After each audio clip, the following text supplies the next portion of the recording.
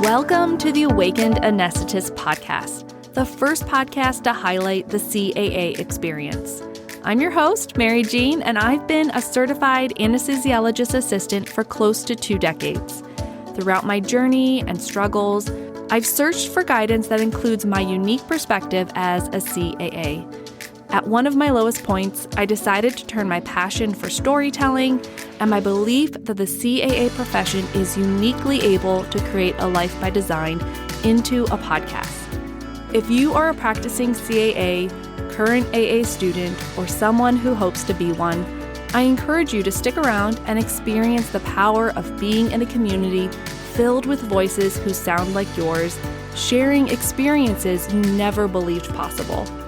I know you will find yourself here at the Awakened Anesthetist podcast. Welcome in. Hello, all my fellow CAAs, AA students, and those looking to become one.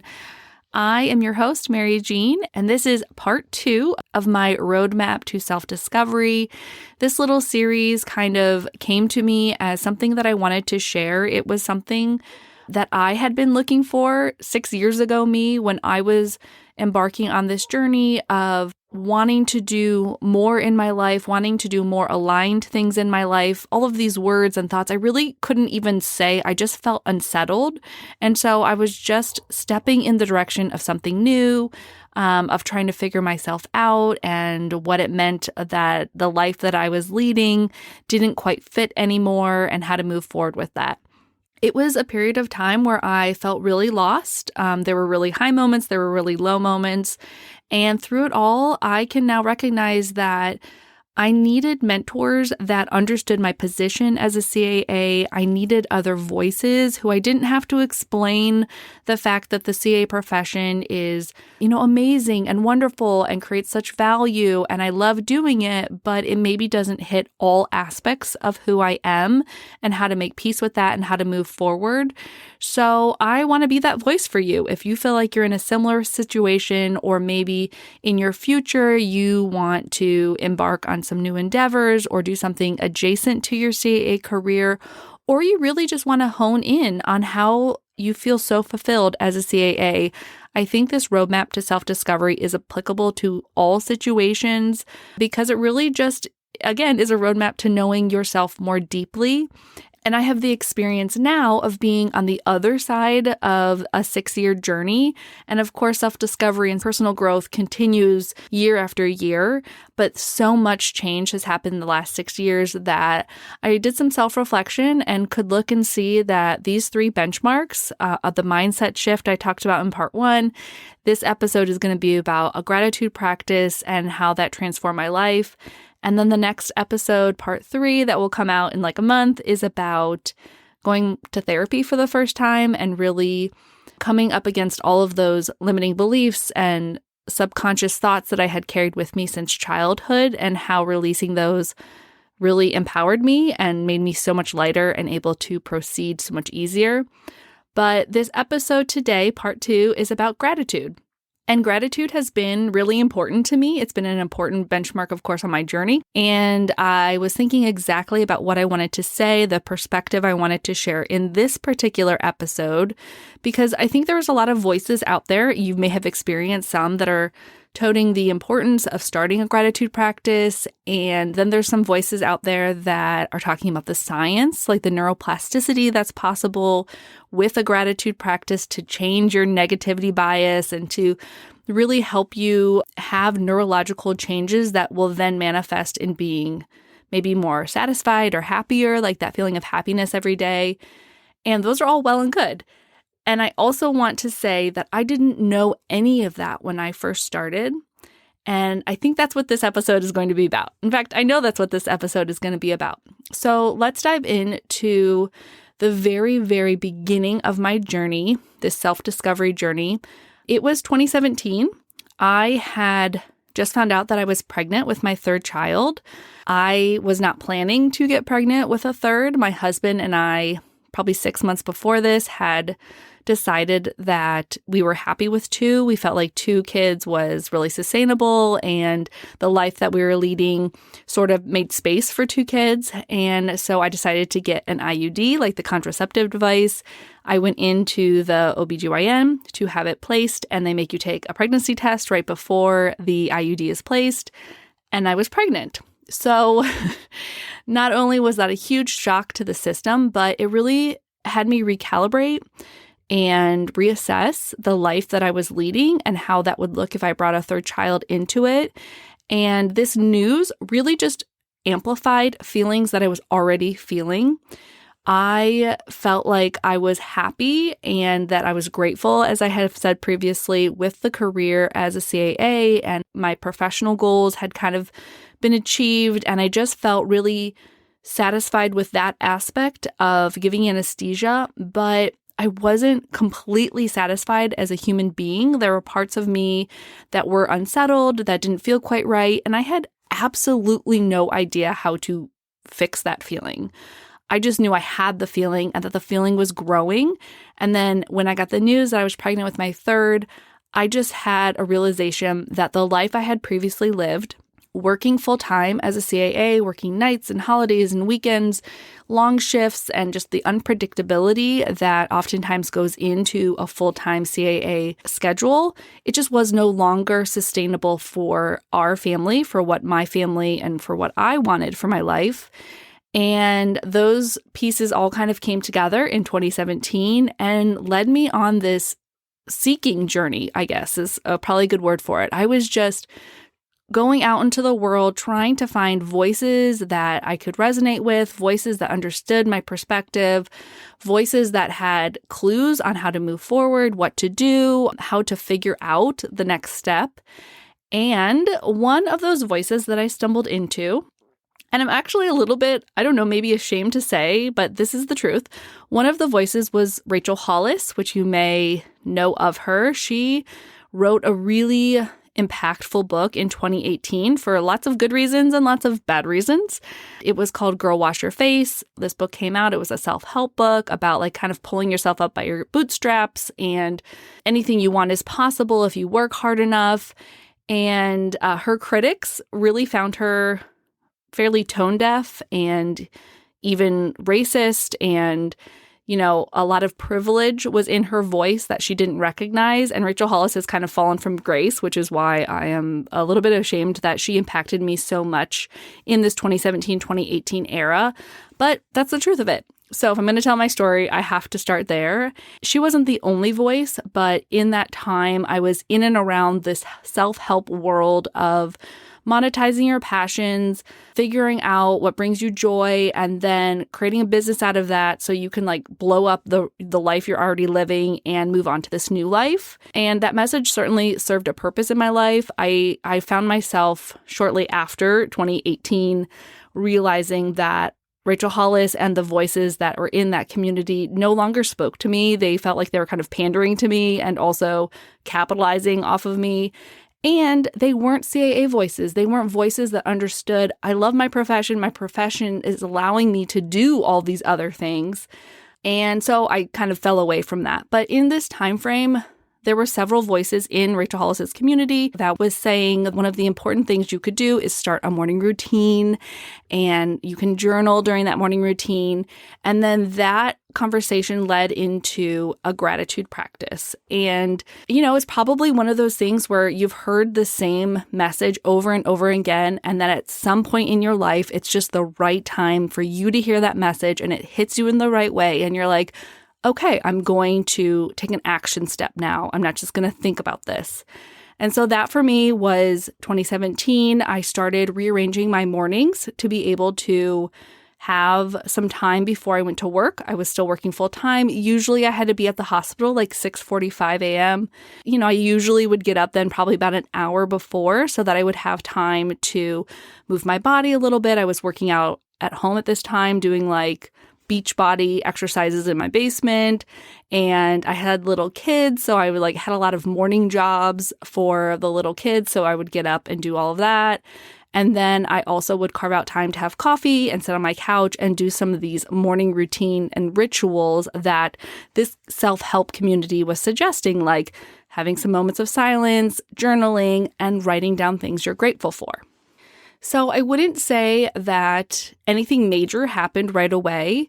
I will say that pretty quickly I recognized that it felt good to find the little things in my days that brought me joy. It felt good to kind of stew on them and think about it and like be curious about what made me feel good and what did that feel like in my body. And so the gratitude practice initially allowed me to do that. But what became really meaningful was when I realized that I resonated more with taking gratitude off the page and bringing it into my spoken life. So I had a group of CAA colleagues and an anesthesia community in my area, my Kansas City, Missouri area, that meant a lot to me and that I was pretty close with. And so I was having a lot of unsettled feelings and, I just didn't feel that good at work anymore. And so I was like, okay, I want to use work as a testing ground to see if I use gratitude, if I speak gratitude at work, does it change me? Does it make me feel differently? And lo and behold, that really clicked for me. It became very natural for me to recognize that I wasn't feeling great. And so during the workday, I would find someone to like say something nice to or share gratitude about them with them. And in an instant, my day could change. And I just then held on to that good feeling. I was like, wow, I can't believe how different I feel from just speaking this gratitude. And I would do it again. And I would do it again. And I would do it again. And then lo and behold, I started catching myself bringing that attitude back home. My kids were little at this time, and little kids like to observe lots of things. And so there were ample opportunities for my kids and I to point out beautiful things around us or to notice little secret hidden things that we'd see as we, drove past a forest. We'd see a deer and we'd be like, oh, wow, I can't believe it's so awesome to see that deer. Or we'd see the stars at night or the moon. And we just made a purposeful effort. I made a purposeful effort to engage my kids in noticing these really small joys is what they felt like. And this snowballed in my life. And I would say this all happened for probably about a year and a half. So from like 2017 to almost 2019, before I realized that what I had done was I created a very inspired gratitude practice that meant a lot to me. And most surprising is it gave me, again, another insight into what made me happy, what brought me joy, what made me tick, what did I look forward to when I was getting up in the morning, like what sequence of events could I purposely put back in my day, because I've noticed that for several days now, I've thought, wow, I'm really excited to get up and have that delicious cup of coffee. And so I would make a purposeful gesture to really savor and enjoy and make sure that I had time to have that cup of coffee at home on my couch, looking out the window, or whatever sequence of events brought me that good feeling. And similarly to part one, where I felt like I got a glimpse at my true authentic self, the same thing happened with this gratitude practice. And because I was so focused on figuring out what's next for me and how to know if the decision is a right decision or a wrong decision. At this time, I was thinking of so many things, starting a business, leaving my anesthesia job, and how many days did I still want to give anesthesia? I was thinking about so many big and small things that a career shift or a life shift can bring. Again, I was welcoming a third child into our home that we had previously thought would be simply a family of 4. And so it really helped to have this touchstone into my own self and to be able to understand what made me feel good, what brought me feelings of gratitude, how feeling gratitude for someone else and then sharing that with them gave me such a tangible feeling of connection and belonging, and that I wanted more and more of that in my life. And not surprisingly, when I look back over the past 6 years, I can see that what I've done day after day is follow the things that bring me joy, follow really the trail of my gratitude, follow the points of connection and that feeling of belonging that sparked something inside of me in 2017 and 2018 that I kept returning to again and again using this gratitude practice. And of course, everything has shifted and morphed, but I can find a path that gratitude created from the beginning of this process in 2017 to where I am now in 2023. And so I want to tell you that if you are looking to make a big shift in your life, the first thing I want to say is that it's going to take more time than you think. And it's kind of a roller coaster. And that has been what has felt true for me. And now that I have the advantage of looking into perspective, like retrospect, I can see that I did move forward. I just moved forward gradually, and there were ups and downs. And you don't oftentimes know that you're on a path moving forward until you're, at the other location and looking back and saying, oh, there have been so many good changes in my life. I've made some good steps in the direction that I want to be living. And I guess those things that I was doing slowly day after day were making a difference. And gratitude for me is one of those things. And I want to point you to 2 more reference points. There are 2 other podcasts that I've recorded. One is called Growth Minded Marriage. It was a marriage podcast with my husband. We started it in 2020. There's about 35 episodes, but I'm going to link the episode that we did on gratitude. I believe we recorded it maybe September of 2020. So it was so interesting for me in preparation for this episode to go back and listen to that episode on my first podcast and just hear where we were and where we wanted to go, and then to kind of be further in the future listening to it. It was just a really cool experience, again, of this feeling that if you keep walking in the direction of doing the next right thing, eventually you're going to be to the place that you want to be. And you might not even realize it until you take a moment and turn back and say, like, wow, I've made such progress and I'm really living this life that I had only previously dreamed of. The other episode is actually on this podcast, and it was one of the 5-ish minutes of mindfulness for the busy CAA episodes that I had created on gratitude. And I talk a little bit more about the science and the neuroplastic changes and a little bit more that I had learned about the science of gratitude after I had started my practice. And I believe that episode came out in September of 2022, so about a year ago.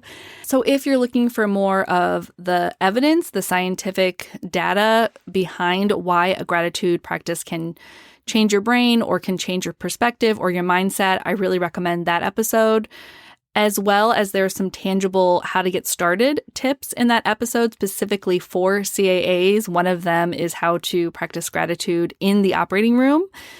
So I think it's a really tangible place to start if you're looking for a few more resources or want to hear a few more angles on how I started my own gratitude practice.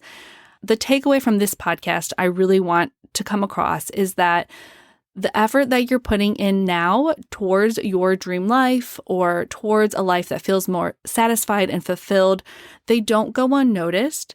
It will eventually pay off. I think it's really helpful to remember that everything likely is going to take longer than you expect. And that's one of the hardest parts of the journey for me. I am a CAA. I love quick results. And this self-discovery journey is the long game. And so I encourage you to keep going. I hope this episode is helpful on your own journey, if not just enlightening, and you get to know me a little bit more. I will be back in 2 weeks with the next process episode. And between now and that next episode releasing, I will have completed my first silent 5-day mindfulness retreat. I'm sure at some point I'm going to share my thoughts and feelings and what happened in my experiences. So if you're interested in that, make sure you are subscribed to this podcast on whatever platform you're listening on. Another good place to stay in touch is over on Instagram. It's really the only social media platform that I routinely show up. And so if you want to follow me there at Awakened Anesthetist, I suggest that. I've been loving connecting with this community. I love that each day there's somebody new to meet. And so I just really encourage you all to share this episode, share it with another CAA or AA student in your life. Tell them why you think they'd love this podcast, why it's really meant for them and for our community. I care so much for our CAA community, and I know we all deserve to feel good behind the drape. Let's talk soon.